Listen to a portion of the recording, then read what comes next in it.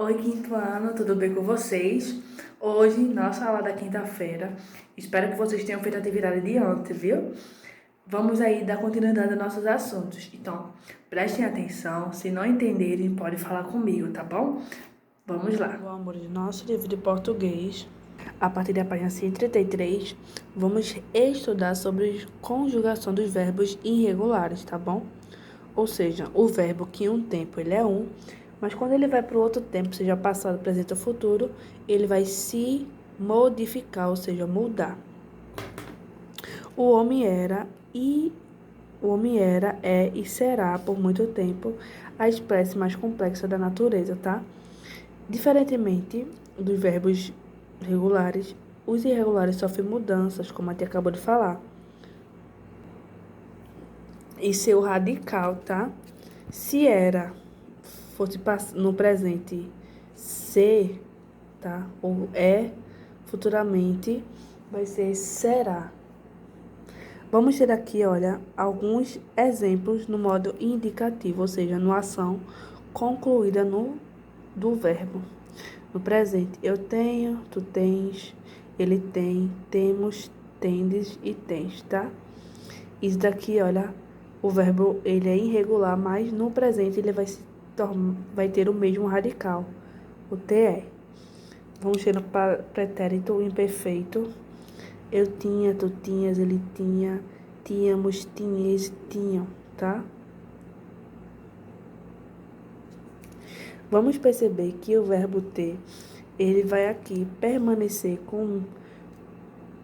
apenas com o T, mas mudando o tempo, ele vai mudar o radical. O radical aqui era TE, aqui vai ser TI. Aqui vai ser TI, TE, tá? Então, vai ter essas mudanças aí. Na página 134, vamos também ver a tabela do verbo ser. Sou, és, somos. Estão percebendo que o radical, ele vai ter a modificação? Se fosse um verbo regular, ele seria eu brinco, tu brinca, ele brincam, brincamos, brincais, brincam. Então, ele vai permanecer como um radical. Mas no irregular vai mudar, olha. Sou, aqui é és, volta pro sou, o radical, tá? E por aí vai. E aqui também, olha, do verbo estar. Na nossa primeira questão, vai pedir para conjugar o verbo dar no futuro do pretérito, tá? Ou seja, no futuro do passado, uma possibilidade no passado que faria. Na segunda questão, vai considerar a forma no infinitivo, ou seja, terminações com a, r, e ir, conjugados abaixo e escrevê-los na coluna correspondente. Na página 75, na terceira questão, você vai completar os espaços abaixo, conjugando o verbo estar no presente do indicativo, tá? Ou seja, no presente de uma ação que você concluiu. Na quarta questão, vai completar as frases com a forma verbal de a, ou seja, existir, ou tem, no sentido de possuir, da letra A até a letra F, tá? A quinta questão, você vai ler as frases abaixo e apresentar um verbo irregular que está destacado, tá? Você vai marcar um X. Na sexta questão, você vai retirar do quadro os verbos auxiliares e escrevê-lo no box abaixo. Logo após, você vai escrever uma frase combinando alguns deles, se possível. E na sétima questão, vai ler a tirinha e fazer o que se pede. Letra A, copie da tirinha os verbos irregulares. E letra B, como ficariam os verbos na primeira pessoa do pretérito do subjuntivo, tá? E essa é a nossa atividade de português. Nosso livro de história, na página 82, vamos estudar sobre o Brasil República, tá, gente? A gente sabe que o regime monarca, ou monarquia, existiu no Brasil durante 67 anos. Porém, o país havia passado por várias transformações e uma forma de governo em que imperador detinha todo o poder e não era mais adequada para governar o país, tá? Houve uma grande satisfação de vários setores na sociedade em um governo relacionado a Dom Pedro II. E o povo queria um governo democrático, ou seja, com a participação de todo mundo.